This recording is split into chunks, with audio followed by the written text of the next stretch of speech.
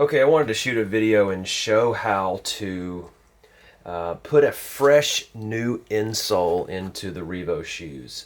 So if you have existing Riivo shoes and you for some reason need to take the existing insole out and put it back in, you'll notice that it goes in very easily and perfectly because it's molded to the shoe. It has a little bit of residual adhesive left and it will just basically almost snap into place.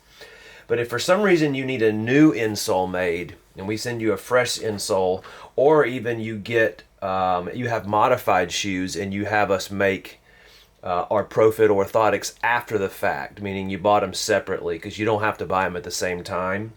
When we send you the new insoles, the process for getting a fresh set in is a little bit different than getting an existing set in, because again, the existing set's just going to kind of go right back into place, kind of like when you take the insoles out of your tennis shoes. You know, they always go back in perfectly.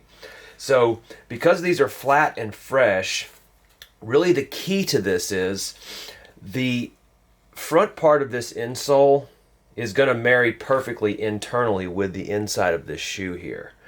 Even down to the fact that this is a squared off corner, the inside of this shoe is squared off internally. So when you put this insole in, really all you need to make sure you do is to index the front perfectly. So when you put it in, you reach up and make sure that the insole's not curled up, or there's space between the insole and the tip of the shoe. If you've got this registered perfectly up front, then wherever the back end lands is going to be perfect. And in most cases, this is going to curl up and be a little bit larger than the heel cup and kind of curl up around the edges slightly. So again, you just want to make sure that the front is registered. So I'm going to kind of go through the process here. You're going to need some thinned contact adhesive. I've got some here, and it's basically just a barge type adhesive that you use for any kind of leather, anything like that, that's thinned with toluene. And you're going to first, you want to just wipe some of this, I do it right down the middle.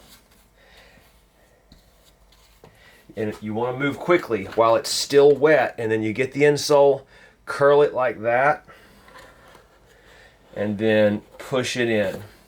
Then I'm going to kind of drop the heel in. Again, moving pretty quickly because you don't want the adhesive to start to set. Now, because that adhesive's still wet, I'll be able to slide that insole slightly, and I'm feeling in here to make sure that it's registered.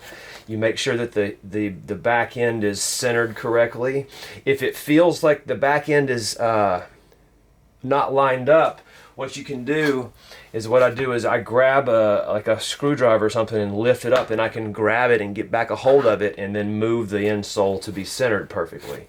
So now once you get it set, you're going to notice that likely in the middle, it's going to want to pop back up. Because that thin adhesive just doesn't have a lot of tack to it yet, it's going to continue to want to pop up. So every couple minutes, just reach in there, give it a press, and eventually it'll hold. It'll just take a few minutes because it's transferred some of that thin adhesive onto the insole. And it's just enough so that it'll hold it down and let the insole become kind of custom molded to the shoe, but it's not enough adhesive to where it can't be removed later without ripping the foam. So if you're adding the orthotics, you want to just make sure that because there's going to be no contact here in the middle, you're going to want that tacking adhesive to be here and here. So when you put it in, you can put it on the whole bottom, but just know that it's really just going to be tacking here and here.